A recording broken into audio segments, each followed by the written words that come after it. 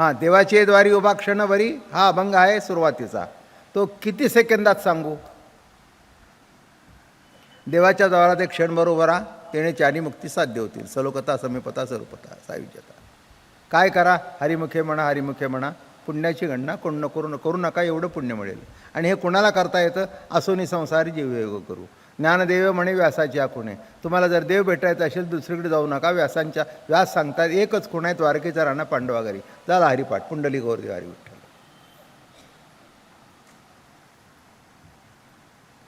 किती सोपं, हे तुम्हाला समजलंच असेल. पण जो देव देव देव देव तुम्ही म्हणताय आणि जी भांडणं चालू आहेत, तुमचा देव कोणचा ना आमचा देव कोणचा, तुमचा देव सगुण का आमचा देव सगुण निर्गुण, तुमचा सगुण श्रेष्ठ का आमचा निर्गुण श्रेष्ठ, हे जे वाद चालू आहेत त्याच्या मुळाशी गेलं तर देव शब्द कसा प्रकट झाला? देव शब्द काय, कुठून आला? काही नाही. ऐसी व्यवस्था कवणासी पा. म्हणून हे मोठं वैशिष्ट्य आहे. या ठिकाणी महाराज म्हणतात तत्व काय असावे याविषयी उत्कट जिज्ञासा यामध्ये भरलेली आहे. जेव्हा शोध करू लागले काय आहे, काय आहे, काय आहे, याच्या मागे कोण आहे, याच्या मागे कोण आहे, याच्या मागे कोण आहे, याच्या मागे कोण आहे. एक उदाहरण देतो, दुसरं निराळं उदाहरण देतो. दोन्ही तीन दिसतो. एखाद्या माणसाला रस्त्याने हाणामारी झाली, तो मनुष्य पळून गेला. कोण आहे तो नीट बघितलाही नाही. मग याच्या मागे कोण असलं पाहिजे? हां, याच्या मागे कोण असलं पाहिजे, याच्या मागे कोण असलं पाहिजे. म्हणजे त्या मुळाकडे शोध करणारे पोलीस खातं. मग शेवटी दोऱ्याने धागाने धागा, धागाने धागा, धागाने धागा, शेवटी मुळापर्यंत पोचतो. तसं इथे काय चाललं आहे? किंवा दुसरा दृष्टांत पुढचा सांगतो. पुस्तक वाचताना एखादं चांगलं जर इंटरेस्टिंग पुस्तक, आता ह्याच्या पुढे काय, याच्या पुढे काय, याच्या पुढे काय, याच्या पुढे काय, ह्या सिरियलचं असंच आहे. बघा किती अनुभवी माणसं आहेत. काय हो, किती अनुभवी माणसं आहेत. काय आता ह्याच्या पुढे काय, आता सासूने ते लपवून ठेवलं आहे, आता पुढे काय. सासू सांगणार, हिच्यावर आळ घेणार, मग ती ह्याच्यातून कशी सुटणार? बरं का, म्हणजे सध्या उत्कृष्ट शिक्षण आहे की सासू सुनाने एकमेकावर कशी कडी करावी, आणि सासूने सुनेला अडकवायचं कसं, आणि सुनेले सासूला अडकवायचं कसं. आणि याच सिरियल जास्ती फेवरेट आहेत. बरं का, आता काय सांगावं. इकडे सिरियल नाही, सी रियल. कळलं का नाही माझी आई? बघा एवढ्या वेळाने ट्यूब पेटली. सिरियल नाही, सी व्हॉट इज रियल. काय जे सत्य आहे, अंतिम सत्य काय आहे. आणि हे कुठे निघाले सगळे? याच्या मागे काय, याच्या मागे काय, याच्या मागे काय, कुठे निघाले? कोणतं सत्य आहे, अंतिम सत्य काय आहे? मग कोणी शून्यवाद्याकडे गेले. कोणी म्हणाले अहो शून्य जरी दावावे झाले तरी बिंदूले एक केले, आणि अद्वैत जरी सांगावे झाले तरी द्वैत कीजे. अद्वैत जरी सांगायचं असेल तर अद्वैत सांगण्याकरता द्वैत पाहिजेच ना. मोठेपणा म्हणून नाही किंवा काही नाही, पण एक उदाहरण म्हणून सांगतो. काशीला मोठी सभा झाली, त्याच्यामध्ये शंकराचार्यांच्या समोर झालं, त्याच्यात बरेच पंडित होते आणि आमच्यासारख्यांना बोलवून घेतलं उगीच कारण नसताना. शंकराचार्यांना फार माझ्यावर प्रेम, त्यामुळे त्यांनी, मी म्हटलं बाबा मला या पंडितांच्या सभेला कशाला बोलवता, मला काही संस्कृत येत नाही. वारकरी संप्रदायाने फक्त सुसंस्कृतपणा शिकवला आहे, तो सुद्धा माझ्या 100% उतरला आहे असं नव्हे. उतरेल तो दिवस भाग्यवान. बोलता बोलता चर्चा निघाली, कोणी संस्कृत म्हणून भाषणं केली वगैरे वगैरे, आणि एकाने अद्वैत शब्द उच्चारला. मला म्हणाले याच्यावर हे सगळं अद्वैत आहे. मी म्हटलं मला काही जास्ती कळत नाही, पण तुम्हीच सांगा, ज्या क्षणाला अद्वैत शब्द उच्चारला त्या क्षणाला तो द्वैत झाला ना.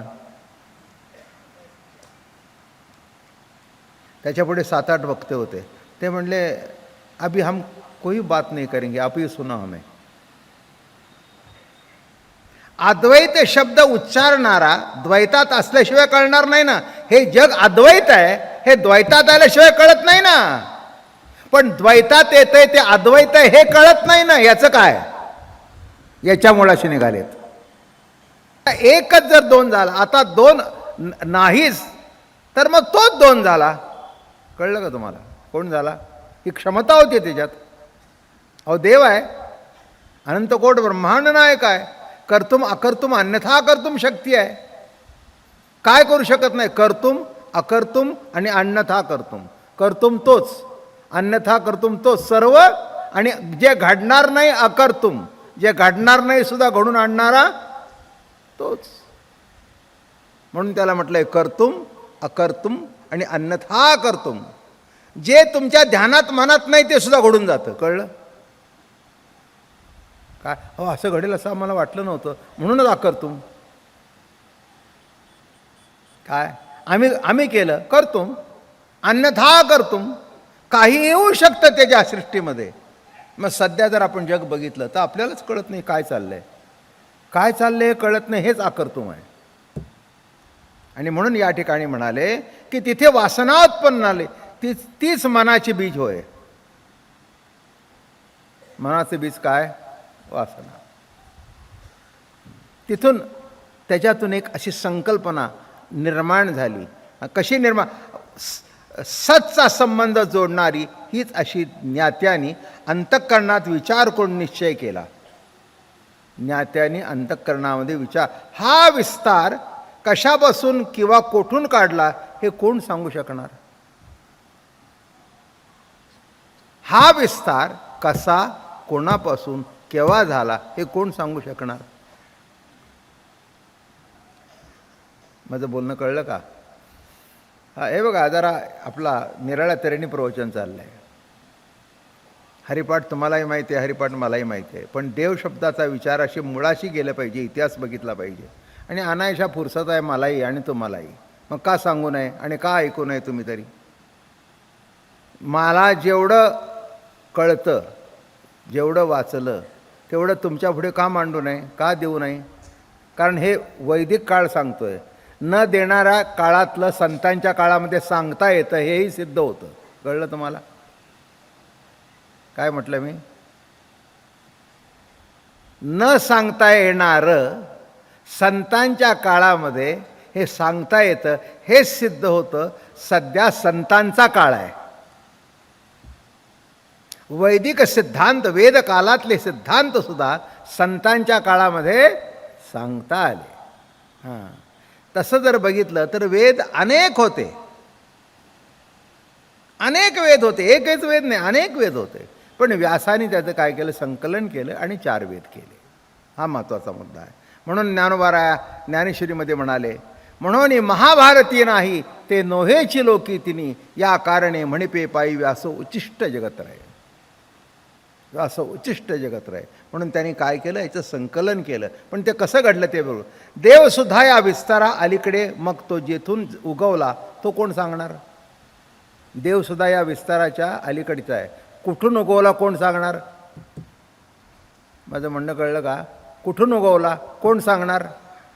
पण कोण सांगणार नसला तरी कोणीतरी आहे निश्चित. हे बघा, काही नाही, काही नाही म्हणजे काहीतरी आहेच ना. अहो काही नाही हे आहे ना. काय म्हटलं मी? ओवी अशी आहे, नाही ऐसी व्यवस्था कवणासी पा. नाही ही व्यवस्था कुणाला आहे? बाबा महाराजांना भेटायला घरी तुम्ही आला. काय हो, बाबा महाराज आहेत का? आहेत. बरोबर आहे, ठीक आहे. मग पुन्हा दुसरा कोणीतरी आला. काय बाबा महाराज आहेत का? नाही. आहे तरी बा, आणि नाही तरी तसं. आहे तरी तोच आणि नाही तरी. आहे नाही हे त्याचं रूप आहे. असणं आणि नसणं हे त्याचं रूप आहे, स्वरूप आहे म्हणा. हे त्याचं काय आहे? स्वरूप आहे. म्हणून महाराज म्हणाले, हे सुक्त म्हणजे वैदिक विचाराचा आकाशात असणारा या जगाचा जो अध्यक्ष, तो जाणीवेत असेल किंवा नसेलही. आकाशात उत्पन्न झालेला म्हणजे आकाश म्हणजे पोकळी. काही नाही अशा ठिकाणी जो उत्पन्न झाला. हे बघा, एक नाथांचा हरिपाठातला आहे. आकाशी अवकाश आत्मा असे. हे वैदिक वेदातलं वाक्य संतांच्या वाङ्मयात मिळतं आपल्याला. वैकुंठ कैलास त्या माझी आकाश आणि आकाशी अवकाश आत्मा असे. आकाश ज्याच्यात सामावलेलं आहे. कशात सामावलेलं आहे? नीट विचार करून ऐका, हे तत्वज्ञान आहे. आपण देवाबद्दल बोलत नाही. देव शब्द कुठून आला आणि देव ही प्रतीती कुठून आली याबद्दल बोलतोय. कुठे निघालेत? याच्या मुळाशी निघालेत. आणि म्हणून आता हे करत कुठे आला? आता आपण काय करूया, अखेरीस काय निष्कर्ष काढला की एकच आहे. आता वेदकाळ संपल्यानंतर उपनिषद काळ सुरू होतो. थोडंसं बघू आपण, म्हणजे कसे कसे पुढे गेले. एकापर्यंत आलेत. अनेक होते ते वेद व उपनिषद या दोहीचा समावेश श्रुतीमध्येच होतो. काय तेव्हा या सगळ्या ऋषीमध्ये हे बघा, हे जे बाकीचं वेदाचं जे कर्मकांड आहे आणि यज्ञ यागादिक, त्याला उपनिषदाने निंद्य ठरवलं आहे.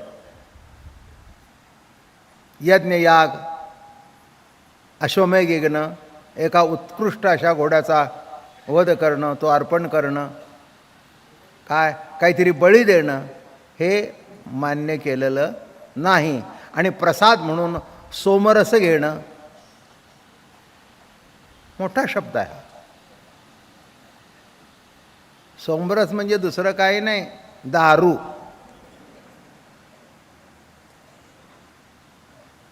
तेव्हा आपल्या पुराण काळामध्ये जर दारू पित होते, तर आत्ता सध्या ते जर पिले तर कुठे बिघडलं?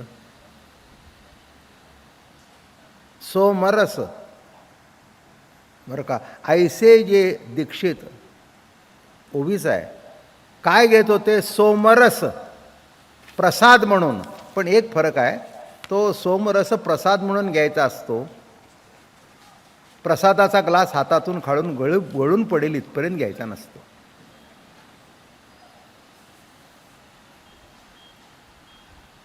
नाही का? जर बोकडाची हत्या केली, त्याला बलिदान दिलं, तर त्यातला प्रसाद म्हणून ते मांस खायला काही हरकत नाही असं लिहिलेलं आहे. वारकरी संप्रदायाला हे काही मान्य नाही, पण लिहिलेलं आहे हे खरं आहे. म्हणून यज्ञाला उपनिषदाने डावललं की ज्याच्यामध्ये हत्या आहे. म्हणून महाराज म्हणाले, यज्ञ आराधना निर्भत्सना उपनिषदातून स्पष्टपणे केली आहे. उपनिषदामधून स्पष्टपणे केली आहे. बघा आता वास्तविक आता आपण कुठपर्यंत आलो? एकच देव आहे. गमत अशी आहे, सर्व ऋषी जरी श्रेष्ठ होते तरी त्याच्यामध्ये याज्ञवल्क्य सर्वश्रेष्ठ होते. कुठून कसे आलो आपण ते बघा. आता उपनिषद कालामध्ये आलो आपण. खरं तत्वज्ञान उपनिषदामध्ये जास्ती आहे. सुरुवात झाली तिथून. याज्ञवल्क्य हे मोठे ऋषी, आणि ते कुठे होते? राजा जनकाच्या दरबारमध्ये होते. राजा जनक हा सर्व ज्ञान्यांचा राजा होता, ऋषींचा राजा होता, ज्ञाता होता तो. आणि मोठं राज्य. तेव्हा ऋषी मुनी सगळे, खाण्याची सोय, प्रवचनाची सोय, सगळी व्यवस्था नीटनेटकी. कुठे भीक मागायला नको, भिक्षा मागायला नको, सगळी सोय. सगळे येऊन राहिलेले होते तिथे. आता सगळे आडवा ताव मारत होते. राजाला वाटलं हे काही प्रवचन करा म्हटलं तर मग इतके काही प्रवचन नीट करत होते असं नव्हे. काळ मोठा गमतीचा आहे. काय उपनिषद काळामध्ये. आणि मग भरपूर जमलेली माणसं, भरपूर जमलेली माणसं. आणि मग त्याच्यामध्ये म्हणाले, हा जो भाग आहे तुमचा, त्याच्या लक्षात आलं की चालू आहे. तो एक दिवस बोर्ड लिहिला, सहस्त्र सुवर्णशिंगाच्या गायी बांधून ठेवलेल्या आहेत. शिंगाला सुवर्णाची पिशवी बांधून ठेवलेली आहे. आणि जो ब्रह्मऋषी असेल, ब्रह्मवेत्ता असेल, त्याने त्या गायी सोडून न्याव्या.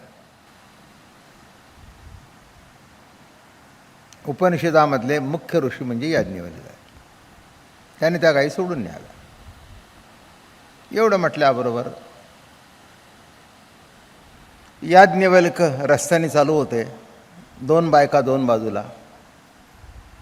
एकीचं नाव मैत्री आणि एकीचं नाव कात्यायनी.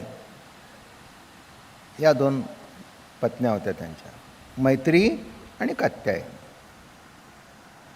काय का मैत्री, काय ते बोर्ड आहे नीट वाच. कात्यायनी म्हणले हो काही नाही हो, त्याच्यात लिहिलं आहे की जो ब्रह्म ऋषी असेल, ब्रह्मवेत्ता असेल, त्यांनी या सुवर्णशिंगाच्या गाई घेऊन जावं. सोड म्हणले, माझ्या आश्रमात पाठवून दे. आता याच्यात दोन व्हर्जन्स आहेत बरं का, दोन्ही सांगतो तुम्हाला. काय असतं, साधा दृष्टांत देतो व्यवहारातला. बायका साडी खरेदी करायला जातात आणि साडी खरेदी करायल्यानंतर पहिल्यांदा ती साडी हात लावतात, घेतात, बाजूला ठेवतात आणि दुसरीने उचलल्यानंतर अहो ती मी घेतली होती. काय गंमत आहे बघा. ती म्हणली मग इतक्या वेळ काय करत होता. नाही नाही मी विचार करत होते. मग विचारच करा, मी घेतलेली आहे. तुम्ही विचार करा, मी घेतलेली आहे. तसं हे बघा, त्या बोर्डावर काय अटी लिहिल्या नव्हत्या की ब्रह्मवेत्ता कोण असावा. जो ब्रह्मवेत्ता जो कोणी असेल त्यांनी सोडून लिहावा. गेले सगळे आडवे उभे राहिले. हे पहिलं वर्जन सांगतो. कशा काय नेऊन येतात दोन बायका बरोबर, आणि तुम्ही कशा काय ब्रह्मवेत्ते. ते म्हणले बोर्डामध्ये असं काही लिहिलं नाही दोन बायका असू नयेत, असं काही लिहिलं नाही लग्न झालेलं असू नाही, काहीही अट नाही. ज्याला कुणाला वाटेल, मला वाटलं मी आहे मी सोडून नेलं, तुम्हाला वाटलं नाही नेलं नाही. ते म्हणले हे बरोबर आहे, खरंच आहे की. तुमच्या अंतःकरणाची खात्री आहे का पक्की. तुम्हाला निश्चिंत वाटतंय का. यांना वाटतच नव्हतं. हे म्हणत होते आपण कुठले ब्रह्मवेत्रे खाण्याकरता राजाकडे राहिले काय जे ब्रह्मवेत्रे भिक्षुक आपण. आणि यांची भूमिका आहेच आहेच, सोड. ही एक भूमिका. मनमंदिरा गजर भक्तीचा.